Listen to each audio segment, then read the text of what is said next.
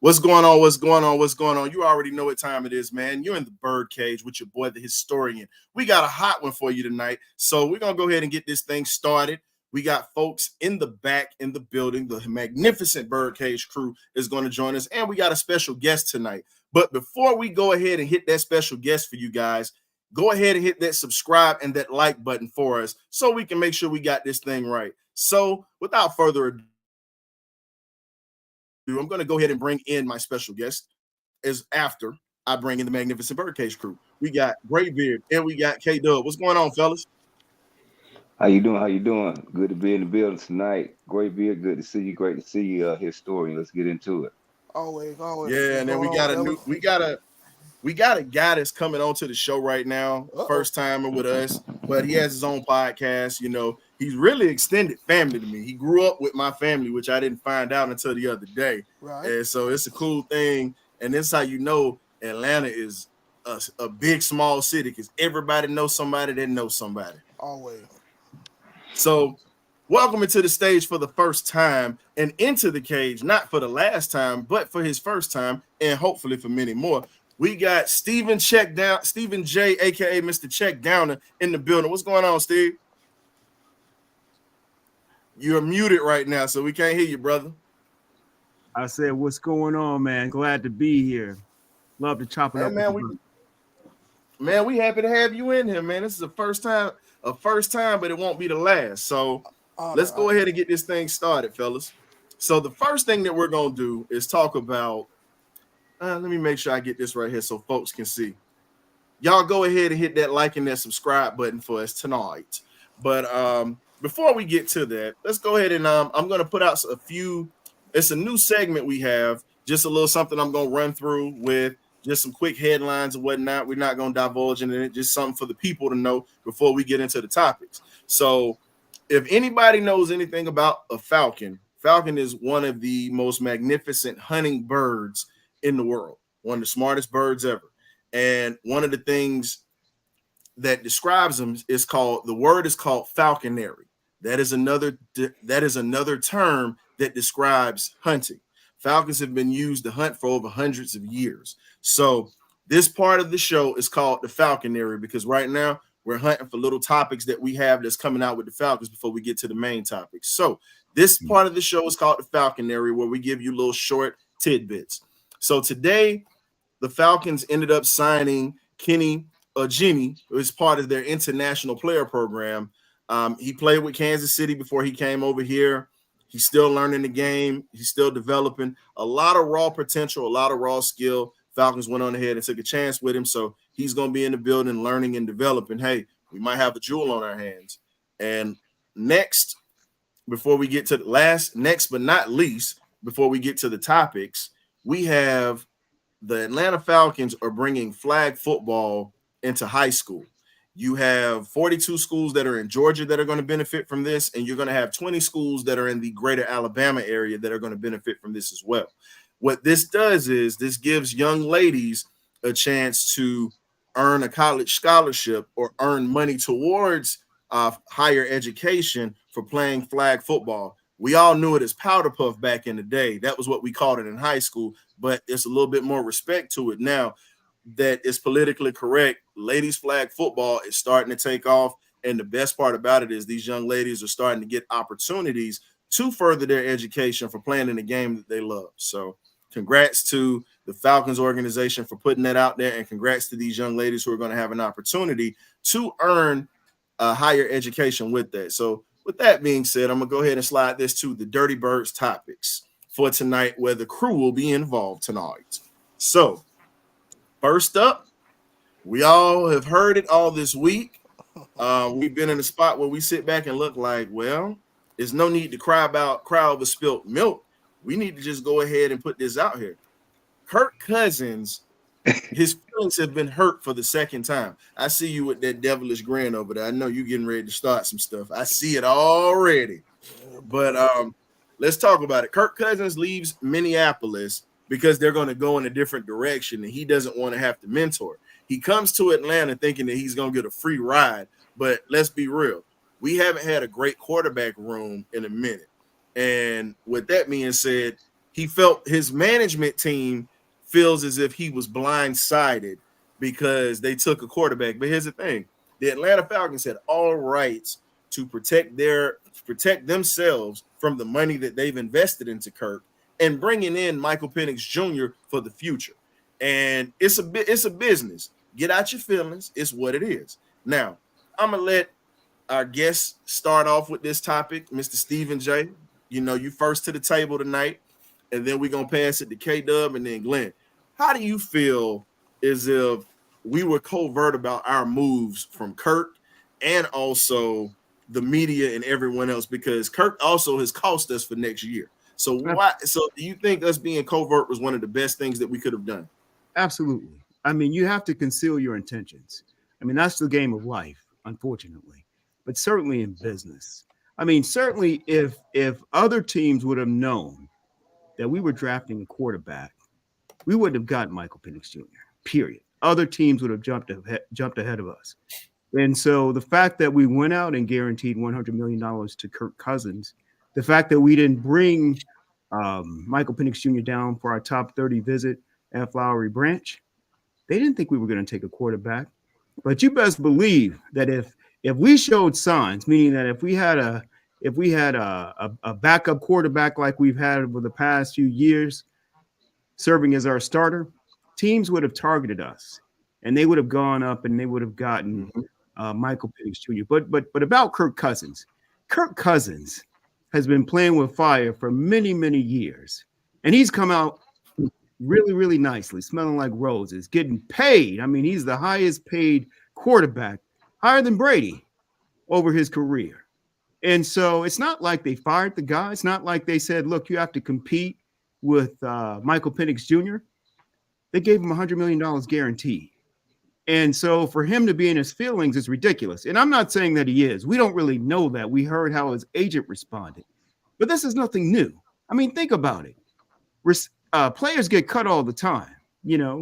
Players, they ask to restructure their contracts all the time. This feels like a certain level of entitlement to me.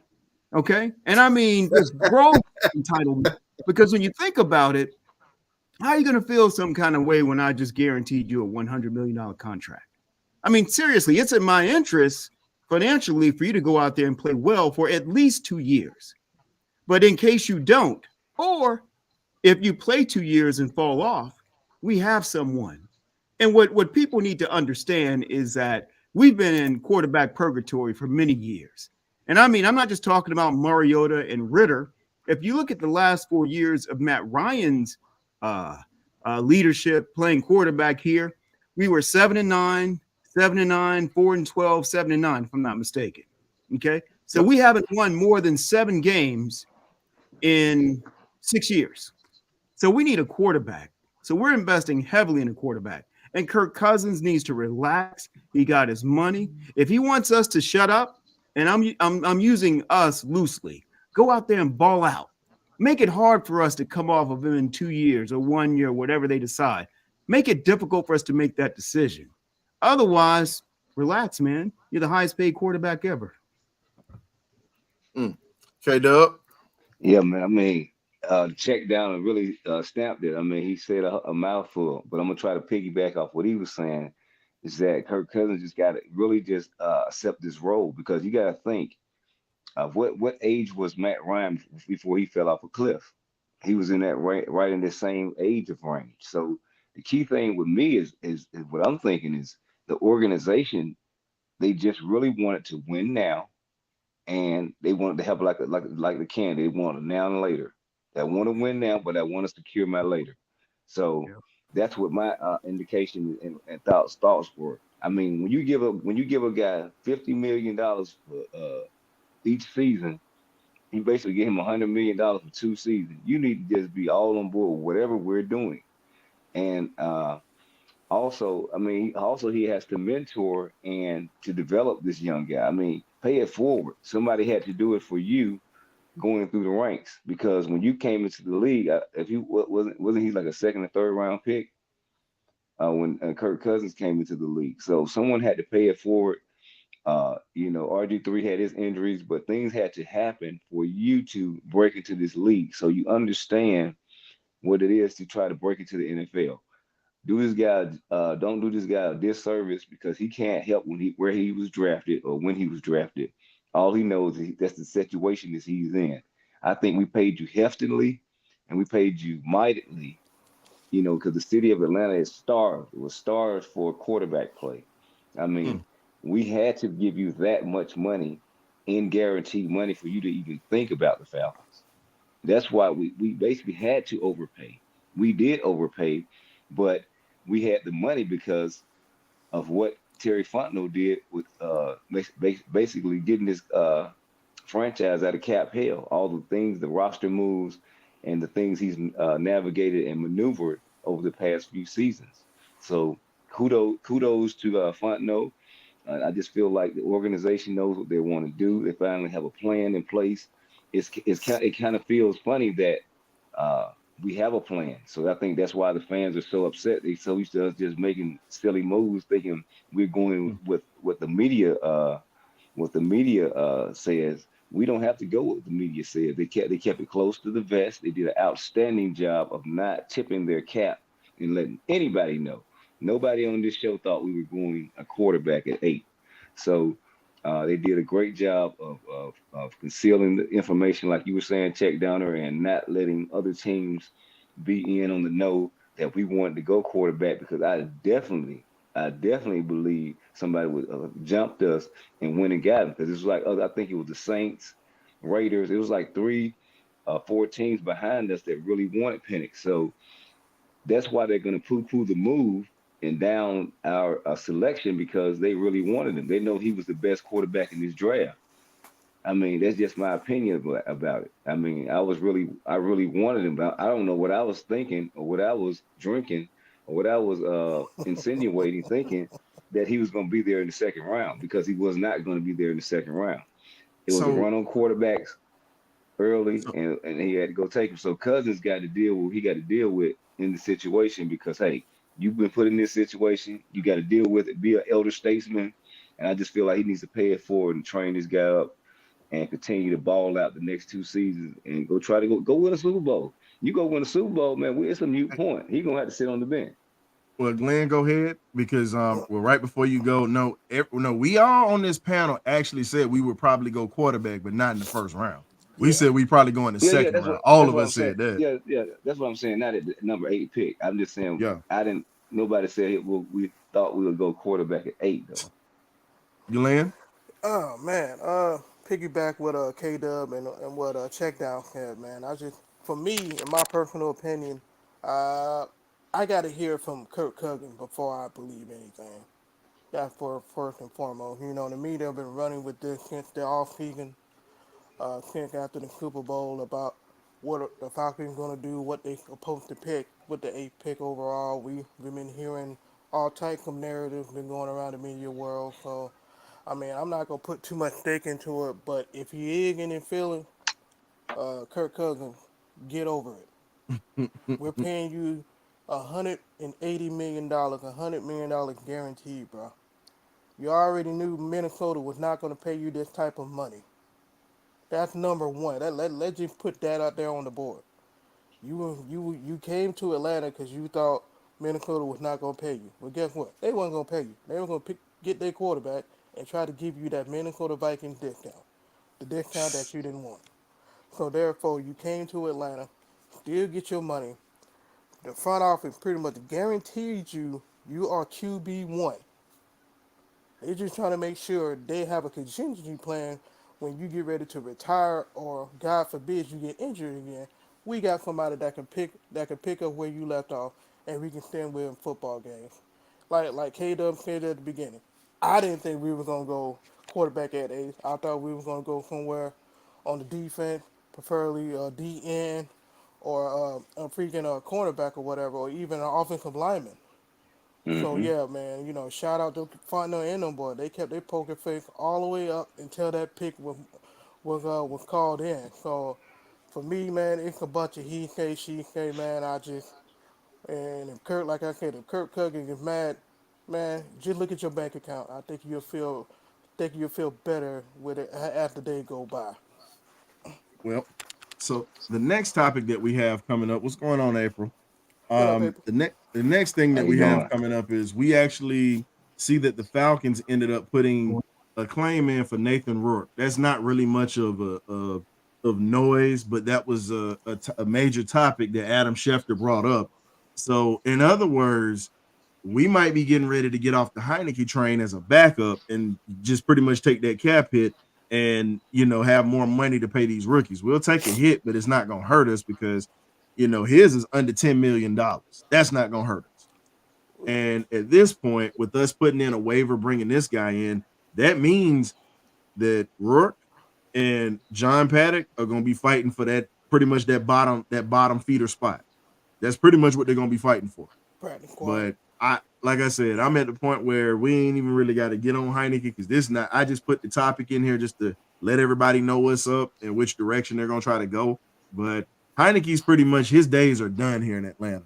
We're Yeah, just waiting on the right time to get up off of him. yeah. Kind of. How can I put it?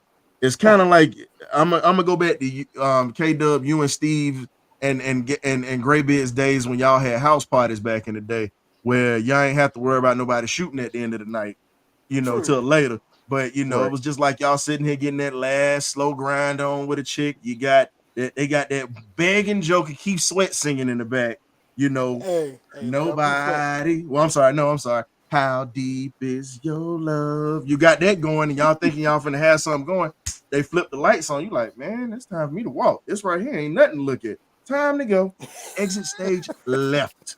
So that's pretty much how they getting ready to move on with Heinicke. We thought, like you say, we see like you see the chick in the club back in the day. look good from behind. She's sliding or whatever. Like, okay, let me slide up on that thing here. Next thing you know, lights come on. Oh, it's time to go. Body made wrong. Bye-bye. And that's pretty much what we got with him last year with the performance that he had. So he got to go. We ain't even going to talk much about that, but that's how we're treating Taylor Heinicke right now. He got to go. Just like that ugly chick at the party. She got to go. Yeah, that's entirely too much money to pay a backup, man. Exactly. You stealing money right now. Bringing back memories of Matt Schaub in Atlanta. Oh God, Absolutely. the kidnapper check. Good Lord Almighty. Yeah. And to me, that having Heinicke on the roster still confirms one of two theories. You know, the initial theory we've already talked about. We had our eye on Penix, and we were playing coy to go up and get him and throw everybody off. But the other theory is, yeah, we wanted him, but we didn't think we were going to get him, and damn, he fell to us. And so had we thought that we would have an opportunity to grab Penix, then we probably wouldn't have restructured Heinicke. We probably would have just, planned for the future. But you got to cover your behind. We've talked about it many a days on here. You got to cover your behind because when you look at quarterback rooms, let's take San Francisco for an example. The year they go to the NFC Championship game and Brock Purdy is thrown into the lineup because Trey Lance goes down, Jimmy Garoppolo goes down, Sam Darnold goes down. Then you have Brock Purdy that comes in and he goes down. And then they're on their other quarterback. Then you look at Cleveland this year that just went by. Deshaun Watson goes down. You look at all these quarterbacks that have gone down, and they were fortunate enough to get Joe Flacco off the street to help them get to the playoffs. So I'm looking at it like this. We got a quarterback room now. I'm happy about that. There's too many people complaining. Like, I'm sorry. Go ahead, Glenn. No, I'm just saying, it's just like what you said with the 49ers. Christian McCaffrey was under center. Let that kick in real quick. Their best player on offense had to be their best quarterback at that given time, which gave them no chance to win. Yeah. In my personal opinion. Then you look at what happened with the Jets with Aaron Rodgers. I mean, that right there was a freaking tragedy. Yeah. I mean, good Lord, the whole country was mourning that. But I wasn't mourning it. It was a joke. No, wait a minute. Hold up. I'm mourning the piss poor play we got in Atlanta right now. I ain't worried about the Jets. They've been bad forever. And that's the reason why, if you look at Raheem and Farno, they're trying to make sure they have a quarterback room that is strong as possible. And looking at them past revelation of them teams, and you're like, look, we cannot be in this position. We got all the offensive pieces that we need to make them run. But we need to protect the most important piece, which is that guy under center, and make sure we have a stable amount of horses for us to compete. So that's what I think the focus is this off season. So let's slide over here to something a little bit more juicy. I'm a former safety. I'm rocking Kirby Smart jersey right now. My coach finally got his money. Shout out to Kirby getting his money. I got to represent for the safeties tonight. My Bates jersey is on the way to the crib. But Bankhead Bates, as we call him here, and we dubbed him that here in the BirdCage, literally believes in Raheem Morris's vision. I'm gonna let Graybeard start this one, but I'm gonna go ahead and put this out here. Now he spoke on he likes how the room is set up. He pretty much sees a lot of potential what can come out of this room. He said, yeah, AJ had a little bit of a rough year last year, but it doesn't take away from what he could become. Now, this is his teammate standing up for him. He also stood up for Richard Grant. Now, I'm going to let you know right now. Bankhead Bates, I love you. We gave you the name here originally.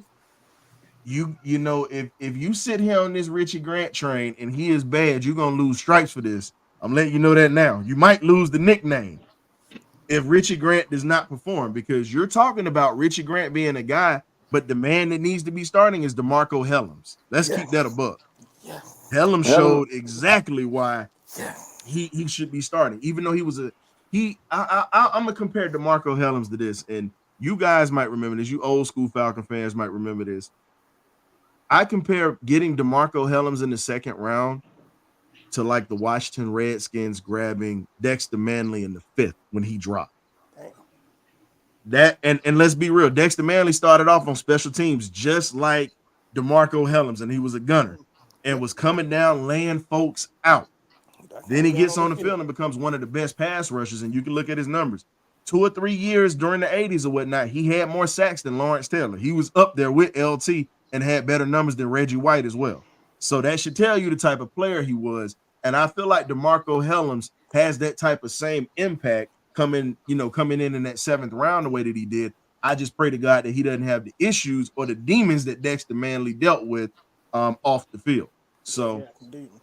yeah, so Graybeard, how do you feel about Raheem Morris's vision and Jerry Gray's vision for this secondary? Because I can tell you right now, yes, Jimmy Lake is the DC, but Raheem Morris and Jerry Gray running this secondary. I can tell you that now.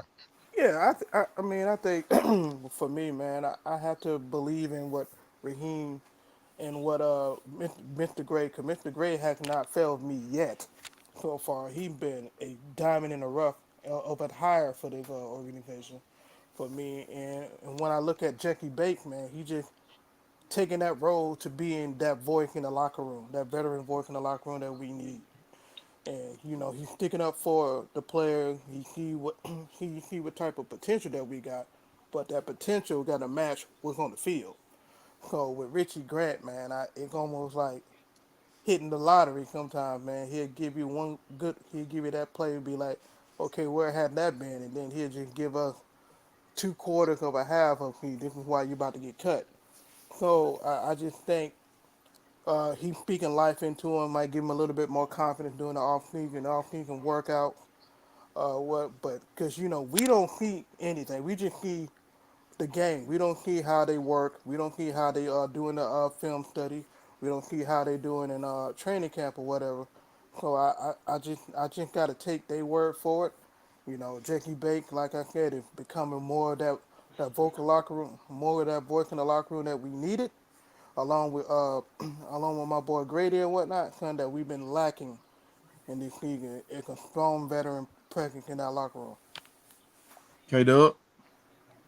Oh yeah, kind of like what exactly what Gray Beard was saying. I mean, the vision is strong. Like I say, even Coach Raheem has stepped out and said that he was wrong about Richie Grant. So to even almost triple down on it, I mean, the coaching staff believes in this guy. So uh, I think this may be his breakout year where he gets it all. It all comes together. I think it's with the coaching. I think Raheem prides himself on getting the most out of guys, getting the best version of guys when he gets under them. I don't care what Nielsen did with you. I'm here. So I think that's what it is, and we're gonna get it turned around, man. Like I said, he's a good. I mean, when you just hear him speak, just speak to the media. I mean, we don't be around Coach Raheem every day. We don't be around Jimmy Lake every day and Coach Jerry Gray. I think they got an ensemble cast, and they want to make me run through a brick wall just at a press conference. And my playing days are over. So I mean, it's all about the way somebody motivation, the way they can get you going. Maybe Nielsen, in his defense, Richie Grant was an afterthought. But in Coach Raheem's defense, man, you're gonna be my man. You're gonna be my man. You're gonna do this. You're gonna do that. He may excite him to, get into that playbook better, taking better angles on tackles. So we don't really want to get up on these guys that we've drafted. Like I'm saying with the pass rushing situation. You bring in Trice, you got him late, which is a steal in my eyes. We're gonna have to see him play and pan out. But I think it's a steal in my eyes to go along with the other pass rushes you took in the other draft. So for the secondary and the vision of it, Jerry Gray, like I said, they retained him. He had a great interview when the new staff came in. They retained Jerry Gray. They retained him for a reason because he's a very good, excellent coach. Jesse Bates was one of the best in top five in Falcon history, free agent acquisition. So if he says it, I'm stamping it. My Uh, thing is, I'm gonna tell you right now, I'm gonna be the cockeyed optimist in here. I'm standing 10 toes down on it. I already said it. I'm gonna still say it. Richie Grant is in year 4. He's about to be in year 4. And if you can't, and here's the thing, you either have it or you don't. There's no such thing as you sitting there 4 or 5 years and then you figuring it out later. Like Grant got to go. I'm sorry. So this is something I'm gonna disagree with everybody on. I get that everybody sitting there. Look, I like Coach Morris. I believe in him, but I'm just gonna keep it a buck with you. Richie Grant is a dude I wouldn't trust. I'm sorry. He's shown that too many times. Fundamentally, you have a guy, and I'm gonna let you jump on this, Steven, but I'm just putting this out here. You go back and look at it. It's when you get to the NFL, it's mainly about contact teaching at that point. Because your fundamentals and everything else, you should have had that in high school, and it should have been finely tuned in college. Period. Now, at UCF, he was the man on campus. He looked great on film because he was set up in good positions to make stuff happen. He comes to Atlanta, he looks like a fish out of water for 3 years straight. So all I'm saying is, at this point, we're saying at this point, when it comes to Grant, we've got to really look at, you got Helms in the back that's chomping at the bit. That is a guy that was trained in the system that is known for producing great safeties out of Alabama. I don't like, you see, I got a dog jersey on. Y'all all know we can't stand Bama. But the one thing that we can say about Alabama safeties, since Nick Saban and Kirby Smart was there at that point before he came to Georgia, Alabama has produced a ton of great safeties in the NFL. Period.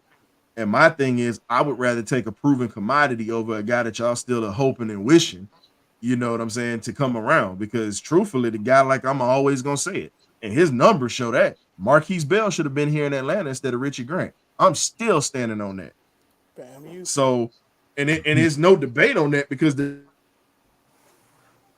numbers show he came in as an undrafted guy and literally moved up to the number 2 spot in his first year.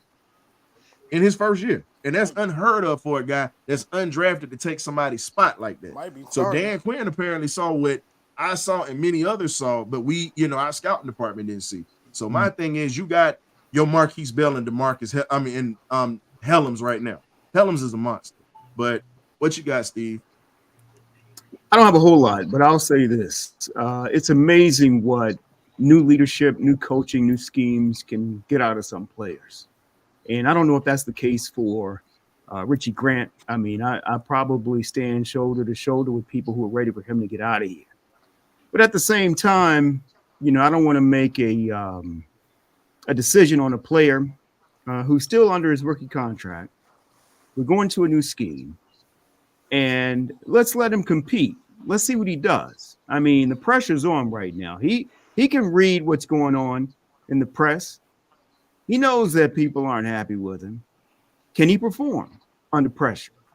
And so, yeah, he's looked bad. But I think he's looked bad at the most inopportune times. I mean, typically, it's like when we're losing the game, when the game gets away from us. And so in situations like that, emotionally, I'm like, man, get him out of here. I knew we were going to lose as soon as they started throwing to that receiver where Richie was. But at the same time, emotional, it's true. That's not just that. Think about it. You say unopportune times, bro. Think about this, Steve.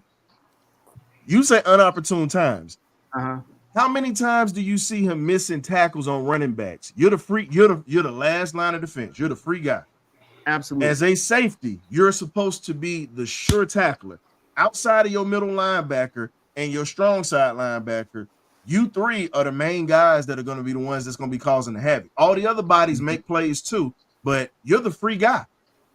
Whether you're playing strong or whether you're playing free. Now, the strong safety gets a little bit more leeway because they're coming after that tight end. But as a free safety, before we got Jesse Bates, you had your boy Grant in that spot. And you saw him have one-on-one shots with guys and literally just miss. Absolutely. I mean, it's no excuse in that. I hear what you're saying with competing, but here's my thing. Fundamentally, you should already be to the point where you should at least be bringing guys down to the ground, at least be a sure tackler in the run game. Now, sure. I can, as a DB, I can't stand getting beat, but you got to have short-term memory. But you tackling running backs, dog, you the free guy. There's no excuse for that. Sure. No, I totally see what you're saying. I just, I'm a little more optimistic, and it's not like we've signed this guy to a long-term deal. If he comes out there stinking it up like he has before, and I'm not talking about after a game, I'm not even talking about 2 quarters. I mean, yank it. Whole season. Absolutely. But what does he play like under this new scheme? Some guys are system guys. You know, it's not just about the quarterback being system guys. Some guys can play really, really well based on the system that they're in. And he could be one of those guys. We don't know that for sure, but he could. Should he be able to tackle? Sure. Tackling cuts across any system. So I'm with you Yes. on that. But at the same That's something time, that should already be in your DNA, because first off, you're a defensive player. That's your job. That is your main job. Covering is also your main job, but tackling, you got to make it happen. well, let me ask you this, though. You got Let to. me ask you this. Let's say if he continues to be a scrub at tackling, but he's Mhm. all over the field, snatching the ball out the air and doing all kinds of things under this new system. Do we forgive him for the missed tackles or what have you? No, I mean, does he serve no, his because purpose? he's still a hazard, because you have wide receivers that are just as big as some of these running backs, and they're hard to bring down as well. So, because here's the thing, okay, you get a guy that's an open field catch. I'll give you a prime example. You get a guy like Tank Dell to come across the middle and catch a slant route.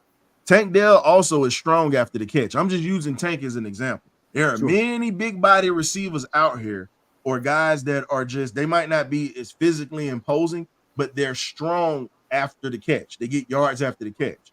Right. And you only get so many opportunities to where you're gonna get burnt deep or whatnot. But most of your routes that they're gonna kill you with are intermediate routes, unless you're Right. playing a wide open offense where they're just gonna sling the ball all over like Kansas City. DJ But Moore is one of them. exactly. And DJ Moore put on a clinic versus us. He put on clinic. Yeah. He put on And Grant was literally, unfortunately, the how would you say it? The innocent bystander that just took a 187. almost He took 200 many yards, 187s by that boy. almost 200 yards and 2 tugs. Thank Hey you. man, that's why we got the Helms out there. You may know he may have a role for a lot of these guys, man. The defensive scheme is changing, and I think Raheem has a plan for this guy. He really said when he was in LA, he said, "Man, this guy's trash." But when he got there, and but when he got there, seeing him in person, seeing him work, he like, "Hold up, man. Hold up, man. Hold on, man. I refrained from what I said that you were trash, that you were garbage people." We'll And find we gonna find out, because I've already said hands down. We talk about player improvements. We got something else that's sliding. So we're gonna hold off on that one, but we got player improvements. You got 3 players that can revive their career under Zac Robinson. Now, Zac Robinson is his first time as an offensive coordinator, but as an offensive assistant, he was groomed in that wide open Shanahan type offense that was started long time ago back in Eastern Illinois with the dad Mike Shanahan, and one of our guests that we had on our show long time ago, HBCU legend, Dr. Joe Taylor. He was the one who actually started that blocking scheme and also helped out with the spread open pass game. And Shanahan was trying to get him to coach in the NFL for years, but he chose to go to remain with HBCUs. And you're a Morehouse man, so I know you know who Coach Joe Taylor is. I do know who Coach Joe Taylor is. 5 national championships at Hampton University and over 200 players sent to the NFL. Yeah. So I didn't know. you look, yeah. So when you look at him right now, he was on the playoff committee board for the CFP the last 3 years. It's a 3-year contract for everybody that's on that board. So he was the only HBCU coach or representative that was on that board. So that's big. That's big time. But getting to it, this scheme that was doctored up by Shanahan and Dr. Joe Taylor has evolved to this. Because if you go back and look at it, the 94 49ers showed you what that offense looked like when it's wide open and you got playmakers all over the field. Because you had Brent Jones, you had Jerry Rice, you had John Taylor, you had Ricky Waters in the backfield. I mean, you had some great players on that team, period. And matter of fact, Ed McCaffrey was on that team as well, too. A lot of people don't know that. But when you look at it, it's evolved. It's won championships, as you can see. Zac Robinson now is an extended branch of this now. You have Kyle Pitts, you have Mooney, and then you have Rondell Moore that's here. Yeah. These are 3 guys that have potential that could open things up. And Mhm. Pitts right now on a rookie deal still has to make, how can I put it? He still got to make some noise, because at this point right now, it's like, all right, you've had your first rookie year where you had Matt Ryan who put you into the Pro Bowl. Your second year you get hurt. Last year you didn't really have a consistent quarterback. So now you're in a spot where you have quarterbacks that are consistent. It's time to put up a shut up now. Yeah. And Mooney just signed a contract with us. Was great coming out of Tulane. Had the same problems in Chicago with quarterbacks, and Moore had the same thing go on with him in Arizona with Kyler Murray being up and down. So I'm gonna start this off with K Dub, and then I'm gonna go to Steve, and then I'm gonna go to Graybeard. How do you think that these guys are going to learn this offense and flourish in this offense that caters to their playing style? How do you think these guys are going to flourish, and what do you expect out of these guys? I mean, of course, I mean, I'm gonna be optimistic and be on the positive side. I'm not gonna sit out there and say they're gonna fall on their face. I think Zach Robinson's coming in with a major plan.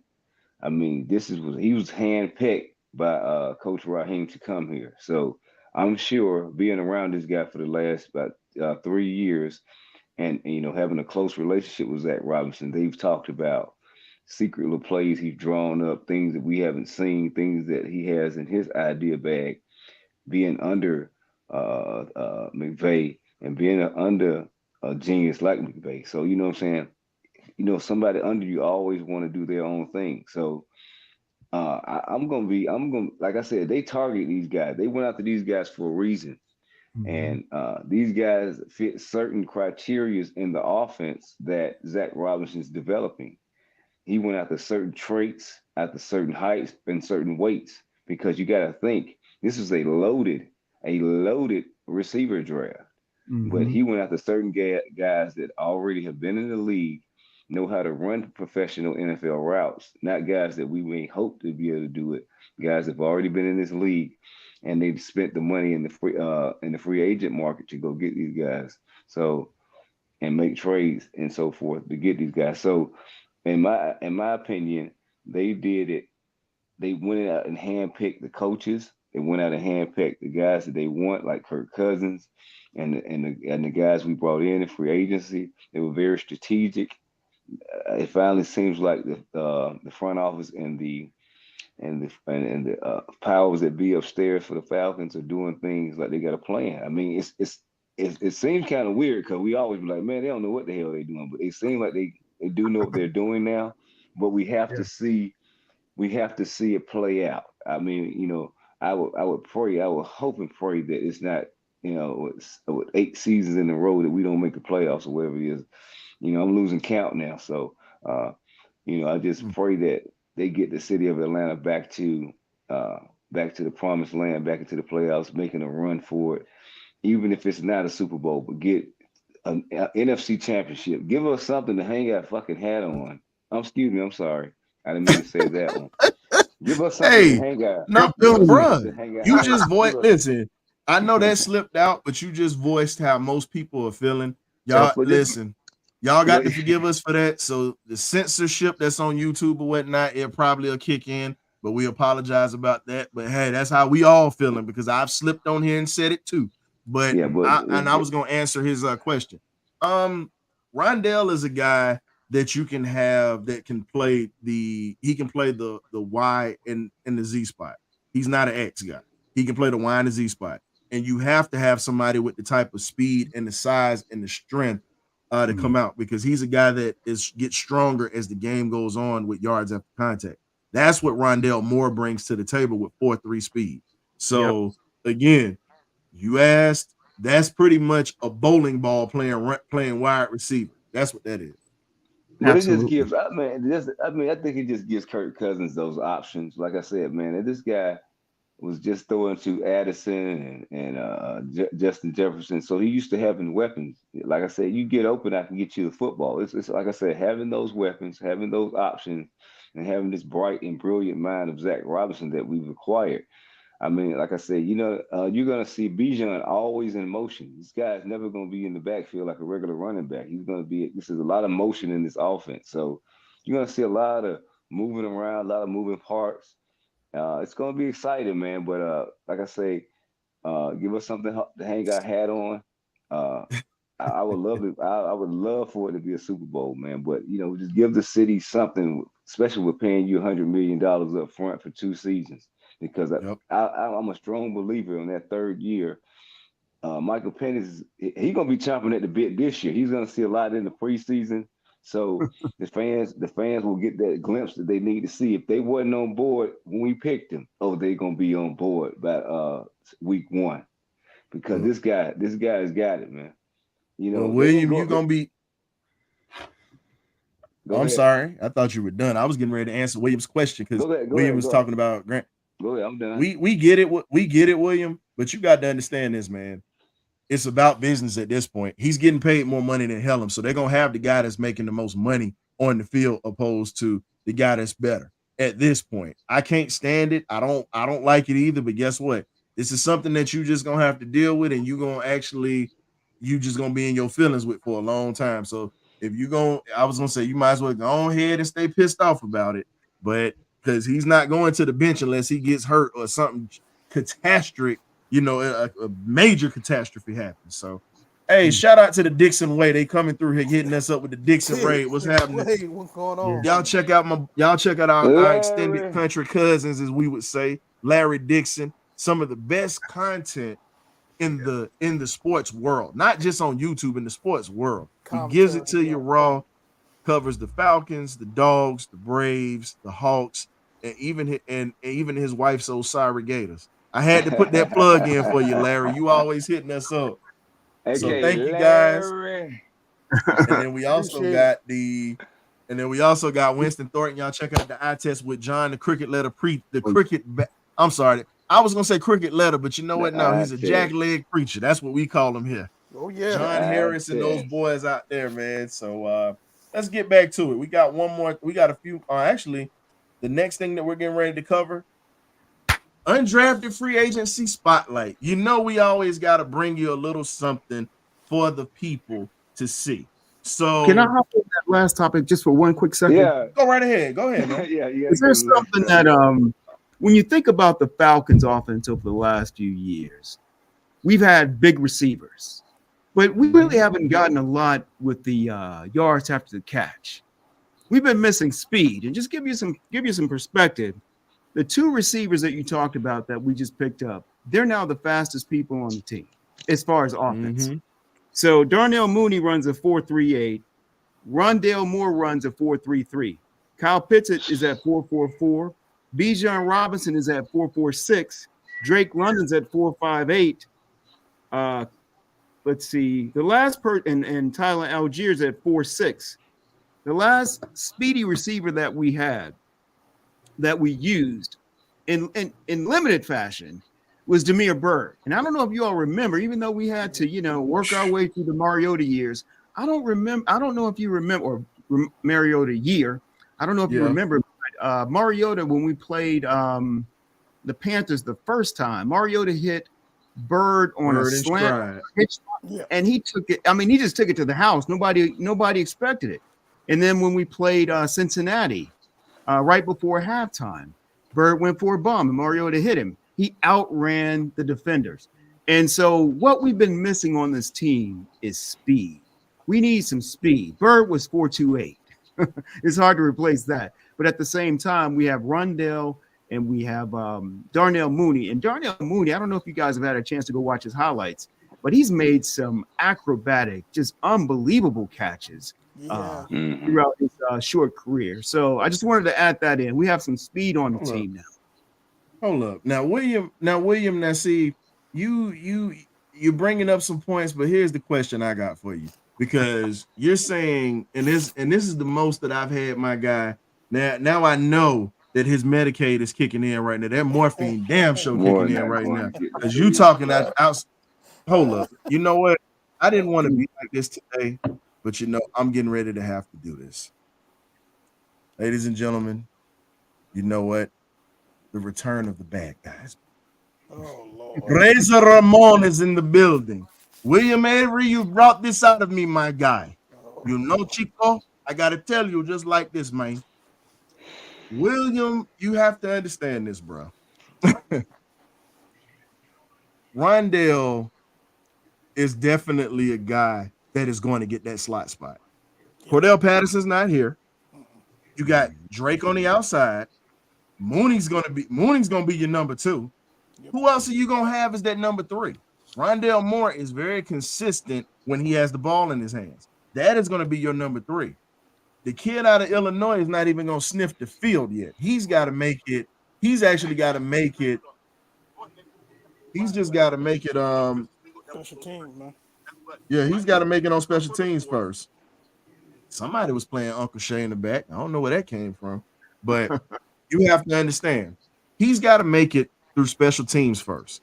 And Rondale Moore has more game experience and understands that system that's wide open. That's why he's going to get that slot position. We got rid of Scotty Miller. It sucked to get rid of him because I think he would have been great in this system. But you got a stronger player and Moore. Moore is a guy that could take hits. I'll put it this way.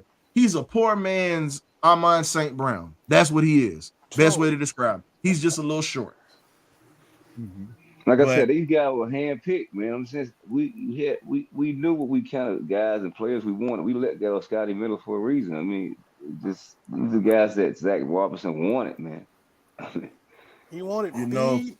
He wanted speed, and he also wanted to play 11 on 11, just like coach has been harking on, man. He want to make sure nobody can be doubled. If you double, I'm gonna make you pay.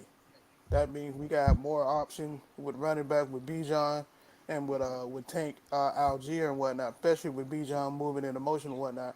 You can't cover everybody. Somebody's gonna be open. Yeah, he's gonna be. Right. Man, you're gonna see the best of Bijan this year. This offense, I believe. So now we're gonna go ahead and get on to the undrafted free agent spotlight. I had to get my bad guy moment out. Now I can be nice to everybody. Now Thank you. The bad guy is gone. Coach Cam brought that out of me last week. I love Coach Cam. No, that's my guy. Shout out to Cam. He was supposed to be on tonight. He's working late. He's out there getting that money, getting it in, brother. We love it. So now we're going to talk about the undrafted free agent spotlight. We got 3 players that we're going to bring up. They're going to be on the front. You got 2 offensive linemen, and then you have 1 tight end that we're going to talk about tonight. The first player that we're going to talk about tonight is Nolan Porter, 6'6", 301 pounds out of Illinois. Very agile, big man, road grader. Needs a little polishing, but he definitely would be great as a depth piece, and he could possibly start one day. He's definitely a guy that can be groomed to be in this system. And I can tell you right now that when you look at this guy, he definitely is somebody that really jumps out at you because of his size. But when you see what he can do on the open field when it comes to road grading, he's definitely one of those guys that you would trust. So this is a little something to Nolan Porter or whatnot. They don't have much footage on him, but this is some of his footage right off the bat. As you can see, he's actually pancaking the guy right there. So here you go. Fair use. Oh, I don't have any sound with this either. No sound with this video. Old school, just like being in the locker room. As you can see, he's opening up holes. As you can see, chip block and takes out the safety and also that middle linebacker. Good hands, good feet. That's what I want to see. That pass. And he doesn't hold.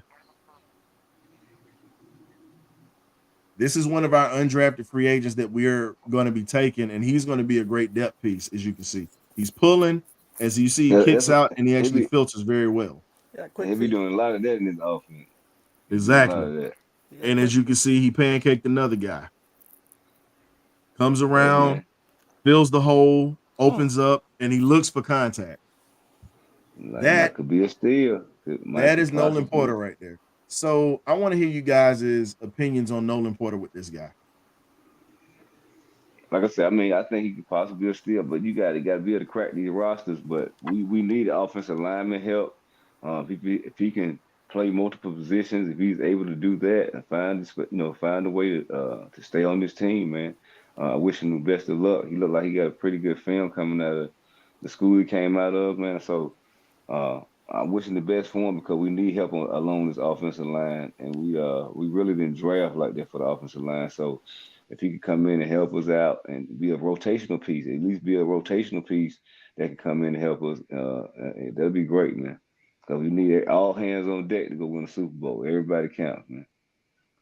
And I'm sorry, I pulled that up a little too fast. I apologize. But what is your analysis on Nolan Porter from what you saw, Steve? And then we're gonna ask Graybeard, and then we're gonna move on to Ryan Cole. He looks good. I mean, and one of the things that I think has been misleading for our Falcons is our offensive line. If you listen to the talking heads nationally, we have one of the best offensive lines in the league. And I don't want to sound pessimistic, but I think part of that was due to, our running game. Part of it was due to, I think when Mariota was here, how we ran the ball, and how he was a big part of that running game. And so we're moving to a pass heavy offense now, or certainly more pass heavy than we've been over the past few years. And so that line is going to need to hold up. It's not just about blocking so that the running backs can get through. It's about blocking so that you can give your quarterback enough time to get the ball to the playmakers. And so, yeah, he looks good. I'm not, very much aware of this player, but he looks good based on what you've shown. And like I said, I'm an optimist. So let's get it. Let's just see how his game, transitions to the NFL. He has a mean streak, which is beautiful that he gets to the second level. But one of our resident coaches, Coach Brandt, shout out to Coach Brandt, he's got a house full, puppy, kids, grandkids. So he's not on with us Oh tonight, shit, I ain't. unfortunately. Yeah, he got a full house tonight. That dog is probably smacking on that piggy he gave him. He's got a new pup. But but as he said, it's little things that you pay attention to because Coach Brandt was a offensive coordinator in high school and he also coached on the collegiate level. And if you ever look at the footage that we just showed, his kick step, he doesn't really have one, but he's in a position in the offense that he could actually make one go. You know what I mean? And that's something that he has to develop over time. So, Graybeard, what do you like about him before we move on to Ryan Call? Just to piggyback what you said, man. I like his mean street, man. Seems like he got some pretty good fundamental, some stuff that he still needs to work on, especially being at the pro level. But I like the fact that he finished. He finished playing golf. I see the pancake that he do. I like how he holds up a little bit on pass protection. But hey, we just got to see how you do at the next level. So there is some potential there. Yeah, I mean, you're definitely absolute right about that. I mean, I agree. Wallace, he could use to add a little weight on him or whatnot, but you got to go back and look at that. You got to look back at the. I'll give you one of the best offensive lines in NFL history, and they didn't have monstrous guys. You go back and look at the Washington Redskins of the '80s. You look at they called them hogs. They were short, stocky guys. But they You were know, strong.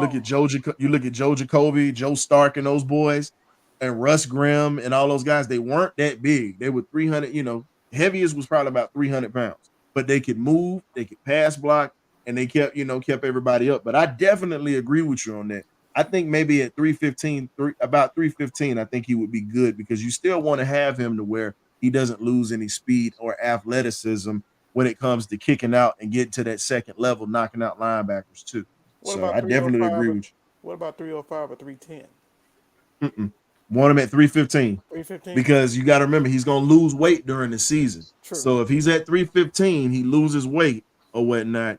He'll at least be around flirting around the 300-pound mark. Like everybody forgets that players lose weight during the season. Right. You lose a lot of water weight. So Gotcha. it might say 300 pounds at the beginning of the season, but you might be 285, 290, throughout the season with your playing weight. That's why they live during the season to keep that on. But getting to the next guy, we got Mr. Ryan Call out of Richmond. And if anybody knows about Richmond, we grabbed one of our best safeties out of that school. He didn't play for us for long, but we ended up getting we didn't draft him out of there. We got him from Buffalo. That was Brian Jordan. So this is Brian Jordan's old school. So for my Braves fans that know about Mr. Jordan, he and Falcon fans who remember him back in the early 90s or whatnot, this is his alma mater. So this was a guy that was on the New England Patriots radar, This was the footage that they have for him. So that should tell you something about this kid, Ryan Cole. He's out of Richmond down in Virginia or whatnot. Offensive, he plays 3 positions actually: tackle, guard, and center. Fair use, fair use, fair use. Let's see what this man can do. Yep, let's get to it. As you can see, they put the blue dot on him and they move it real quick. He's number 69. God dang. Pancake the dude. Got a halfway decent kick step, but he doesn't hold much. He's very clean when he actually engages with the defensive tackles and D ends if you watching.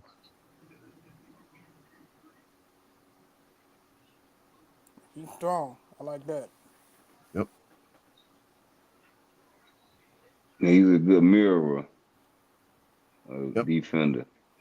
If you gotta compare his game to somebody, I would have to say I'm looking at his game. He's not the biggest guy, but he's big enough and he's agile enough. I would have to say he reminds me a little bit of guy by the name of Will Shields, who used to play for the Kansas City Chiefs, Howard University alum, by the way. But he reminds me of Mr. Will Shields, Hall of Famer. Because Will played 3 positions at Howard back in the day, and that was what got him looked at. But if you see his athletic ability, and you see his pretty much nose to go hit somebody, there you go on a kick out. Ooh. Well, man, I like him, but I don't love him. We'll see what happens. Well, he's a depth piece, and my thing is, I'll put it this way, and now he's going up against Virginia. I'm gonna be honest with you. I really like him because he's very fundamentally sound. And when you have an offensive tackle that's fundamentally sound, ladies and gentlemen, you have a guy that's actually going to not cost you ball games with stupid penalties. And you got to remember, what makes him versatile is this. Now, we also talked about we needed a center, right? Yeah. He plays center as well. So he plays center, tackle, and guard. Versatility will keep him on the team. Exactly. Yeah, you gotta find your niche. That's what I was saying about all these guys are undrafted. Find your niche. I mean, you may have been playing guard in college, but you may need to do something else. You got to find where you're gonna play it and help the team out. So I mean, I'm for all these guys. We need offensive line help, develop, and be able to be a rotational piece. That's the key thing. Be a rotational piece where when these guys get tired, these starters or whoever get tired, then you come in and give us some great minutes, or we get somebody to go down with injury, be able to step up and make some plays, pancake somebody. Shout out to our boys, We Talk Hawks TV, our country extended cousins or whatnot. If you're an Atlanta Hawks fan, that is another site that you can check out on YouTube. Check those boys out. Great content. They're covering the playoffs as well, even though the Mighty Hawks are not in, but we'll be back one day. Before we get to the last player, we got Auntie Pam. So Charlie Warner is a guy that he's more of a role player in the NFL. They're gonna use him, but he's more of a role player in the NFL. And they're gonna have him. He's gonna be a special teams ace. They're gonna have plays for him, but they're gonna mainly use him as a blocker because Kyle Pitts isn't the greatest blocker in the world. So you have to bring somebody in that is going to play special teams and also can block as well. Because one thing about Raheem Morris, if you go back to his Tampa days, he was huge on special teams. That was something that they used to make a lot of plays down there in Tampa when he was the head coach. So that, but I agree. I think we could use Charlie Warner in a capacity to help. But so Steve, how do you feel about Ryan Cole? I mean, he looks good. I mean, my perspective on undrafted free agents and even on rookies, to a certain extent, I really like to see how their game transitions to the NFL. He looks good. But I haven't really had a chance to study the player. But based on what you've shown tonight, he looks good. Will that transfer to the NFL? We have to wait and see. But certainly we can use some depth in that area if he's good. Definitely. Well, since we're limited on time, I got to bring in the tight end next. Got to produce. We got the alarm going off in the back. But while I'm pulling this up, Glenn, go ahead and talk about what do you like about Ryan Cole while I'm pulling this up for Mr. Austin Stonger. Uh, I mean, like I said, man, he still look good. Fundamentally, I mean, I think more than anything, it's his versatility. He can play multiple positions. I think that might it's a key that he might have on other offensive linemen that undrafted or whatever, because he can play more than one position. And then on top of that, he can move pretty quick. Look like he got some pretty quick feet. But like you said at the beginning, still need to work on that kickback step. Probably need to widen his base a little bit. But hey, another guy that has potential. I mean, I just think, like you said at the beginning, man. I mean, it's the depth. It's the quality of depth that we'll be trying to produce that can Mm-hmm. be that can pay dividends, especially if you're trying to make a good playoff run. That ain't depth. They looking for McGarry's replacement. I'm calling it. Now let's go ahead and get the Austin Stogner. So Austin Stockton started off at South Carolina before he went to Texas. He didn't have much footage at at Oklahoma. Ooh, forgive me, y'all. Forgive me, y'all, Boomer Sooner fans. Oh, Nah, you they know be what? I all don't right. need y'all forgiving me because y'all gonna get y'all butts kicked when y'all come to the SEC this year anyway. But Before your head anywho, explode. oh yeah, you know I got to throw the jab at them Texas and Oklahoma folks. They think they ready for us, but well, that's another topic for another day. But this is Austin Stogner. He started off in the SEC before he went to the Big 12.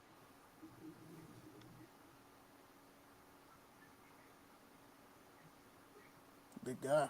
Not the fastest of guys, of No, course, but he's Yeah, okay. definitely a sure-handed guy. look like a red zone type of guy to me. Yeah, and he's also a solid blocker. And there go your boy Spencer Rattler right there. Mhm. We got to see him 2 times a year. Yeah, he big though. Yeah. And that's something that we're gonna need when it comes in the crunch time. We're gonna need a possession tight end to be able to make some things happen and make some tough catches. I remember that guy. Mm-hmm. Not the fastest, but he got some of the best hands you'll see. Yep, he can take a Doesn't hit. drop much. Yeah, that's why he went undrafted. He's slow as Christmas. But yeah, he's slow. But Like, when he make up But when haven't he you noticed he's one of those guys that can just catch the ball and take a shot? no, I exactly. mean, I'm not saying it's a place Oh for no, him. he ain't starting. We It's a, know that's a depth yeah, piece. yeah. But look, but But like I I mean, said, he can take a I'm just hit. looking at his tape. He making a lot of catches, but man, NFL built around speed, so like he could be a nice, guy to come in to help you if your tight end go He, down with injury or he's something of gonna that be a nature. camp body. Yeah, camp, He that's what I'm We saying. already I know just he's gonna see, be a I camp just body. see camp body written all over me. either that. No Oh, lie. But here's the thing. But they're building up depth. He's gonna be a camp body. That's pretty much yeah, what he's gonna be. yeah. That's how that I just, works. I just But don't see him So making the team. I don't see that. I just look at him in the red zone, man, with him and Kyle Pitts, man. Hey, Kyle, Yeah, if you practice can, squad. There you go, Wallace. I see yeah, practice yeah, he be squad. in the practice now, but I just think for and him, he could just be a a red red zone zone weapon. a nightmare for him. You got Here's a two six question I foot got for you. tight ends going on split in. Come Here's on, a man. question I got for you because everybody knows he's a big boy, 6'6", 260, pretty much. Now with Austin Stogner, you were in the red zone. You got Pitts, you got Stogner, you have Drake. You know what I'm saying? Who are you gonna guard? Because all these boys are over 6'3". Exactly. So for me, I look at it like this. I really see with the ends, I really see this with this young man. I see him being a guy that's going to be in the end zone. That's going to be a red zone possession guy. Kirk, And Kirk, we didn't have the greatest red zone production when it came to scoring points last Kirk, year. Could have Kirk, been Kirk, better. Kirk gonna I make a mean, family. Tell me. you got to have the throw of the football. We got that now. So, put Yep. your product placement has to be on point, and it wasn't on point. But the question is this: how long is he going to be out there? That's the question. How Good question. long is he going to be out there? Good question. You saying Kirk Cousins? Yeah, because here's the thing: let's just say this: we don't even know if that Achilles is 100%. But that's We don't why. But that's even why. know. But that's why they went and got MPJ. I'm being real with you. I want MPJ to sit and heal up because I, I I I do trust him. too. I But it trust might him, but be here's the thing: A healthy MPJ, but just be real. A healthy MPJ is a hell of a lot better than a guy that's going to be 75 to 80%. Yeah. Agreed. And let's be real. One of the greatest deep balls I've seen thrown from a quarterback in a long time. Aaron Rodgers throws the ball like that. And that's something that you can see with his arm talent. And you want him to be 100%. We don't want him coming in with no kind of nicks and dings into the season. That's why I'm praying that Kirk can stay healthy. But if he doesn't, I want Kirk to stay here. I mean, we paid this man a boatload of money. But the key thing is, Penix is one of those quarterbacks that really didn't need to sit. He's had so many starts. He's ready to go like a Bo Nix. These guys are ready to start. They played enough college football. I mean, Penix ain't been hurt in like 3 seasons, man. Get out of here with that mess, man. Bo Nix is old enough to be somebody's granddaddy right now. Stop. I mean, I'm just glad. I'm glad that we didn't take him. I mean, he's in a situation where. He gonna function well with Sean Payton. No, I can tell you that Payton, now. But Sean Payton wanted this guy, so that's what he wanted. We got who we wanted, who we fell in love with when we took that plane up to Washington. And it was 2 guys. Peyton won. Actually, it was 3 guys. Penix was actually on the top of his list. They just didn't have nothing to give. They didn't have nothing to give up to get him. No, it was they said Penix was number 1 on their draft board. They said it was Penix, then it was Bo, and then Rattler was actually on the board for him. If they wouldn't have got Bo, they was gonna get Spencer Rattler. Yeah, but the key thing is Penix was on a lot of people's board, but just like Mr. Checkdowner said, is that it was outstanding smokescreen, because if they would have gotten wind of us doing what we're going to be doing, looking or even hinting at a quarterback, teams would have jumped about. That's why there was all those mock drafts, and I looked at hundreds of them. Pass rusher, offense. A lot of them had pass rusher. Offensive lineman, maybe a defensive tackle, or maybe a cornerback. It was nobody saying a quarterback. So those guys did the right thing. They got the most ready quarterback to start coming out. Like I say, Caleb Williams still had a lot of more polish to do. I think he still had some more work that he needs to do on his game coming into the NFL. He has a lot of talent, but he turns the ball over way too much for me. I mean, that's what I see with Caleb Williams. I mean, I don't know what these scouts seeing him taking him number 1 and the arrogance and he doesn't handle criticism well. That's just my opinion on that pick.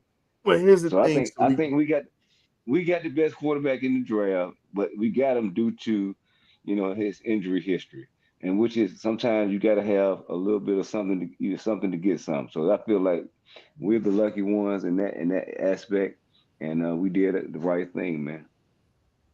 So I'm gonna go ahead and wrap this thing up. I appreciate y'all fellas for coming through tonight. But again, when you talk about that, Caleb Williams was the number 1 draft pick because of his ability. He had bad receivers at USC. You didn't have the greatest receivers out there, and he still was able to get them to bowl games. Unfortunately, the maturity level, like I said before, long time ago, keep him away from here, because that is a diva type quarterback and don't want it. So definitely appreciate you fellas for coming through. Graybeard. We got my guy Stephen J for coming through. Last but never least in the conversation at all, we got K-Dub, the main. But definitely appreciate y'all boys for coming through. And I look forward to doing this again with y'all next week, as we got some stuff happening. Now, the other thing is, I'm going to go ahead and wrap this up with you guys. We're going to speak on the kid Rice, the wide receiver from, I'm going to make this quick. I'm going to speak on the kid Rice from Kansas City. Problem right now is this young man needs some guidance. At this point, I'll just say this. You're in a position where you have generational wealth. You got in a car accident. You caused multiple car accidents for drag racing. And then you get in an altercation in a club with somebody. Young brother, you got to understand, there are many wide receivers that come out here, bunches and bunches and bunches. And what you need to understand is this. You're in one of the most blessed positions to be an NFL football player to make generational wealth. At this point, you need to have somebody that's in your camp need to pull you aside and tell you, sit your ass down. And I need you to think about this. You're getting ready to blow all this money that you could be possibly making for your future. And you're getting ready to blow this because you're doing stupid stuff out here. It seems like we might have the John Morant of the NFL now with this young man. And I'm praying and hoping that somebody can talk to this young brother and pull him aside and let him know, because he's got great potential to be a great player. But your off the field decisions are going to cost you for the rest of your life. You're getting in legal trouble right now. You got a little money and you think you can buy yourself out of it. Young brother, I got news for you. And I don't normally get personal with this, but for number one, you're a black man in America. For number two, your money ain't like OJ's money. It ain't gonna stretch that long. And Johnny Cochran is gone. So you got to understand, young fella, you can't do stupid stuff out here and think that stuff is going to slide. The old days of covering up everything is not going to happen. The media is not going to allow you to do it, and it's too much social media out here. Sit down, get your life right, get God in your life, talk to somebody, get some counseling, get some help, because at this point, you doing stupid stuff the way that you're doing right now, you're going to become another statistic, young man. And I'm speaking from a brother that's concerned, that has made mistakes in my life, that I've had my career of mine gone by the wayside once, but I'm not going to get into that. But I was able to recover due to having great people in my life and teaching me what I need to do. Sit down, shut the hell up, and you need to just pay attention to what's going on around you. And this is what you got to do, young man. Everybody falls and makes mistakes, but when you continue to keep making the same mistake, you become a straight fool. And the last thing you need in your life is being foolish. Period. Get your life right. Get God in your life, man. Make your money and carry your ass home. You got financial wealth for the rest of your life if you do the right thing. So, with that being said, shout out to all the mothers out here for Mother's Day weekend. We definitely are sending digital hugs and loves out here for all the moms out here. We're going to see you next Thursday at 8. You know how we get down, baby. You either get right or you get left. It's the BirdCage. We out of here.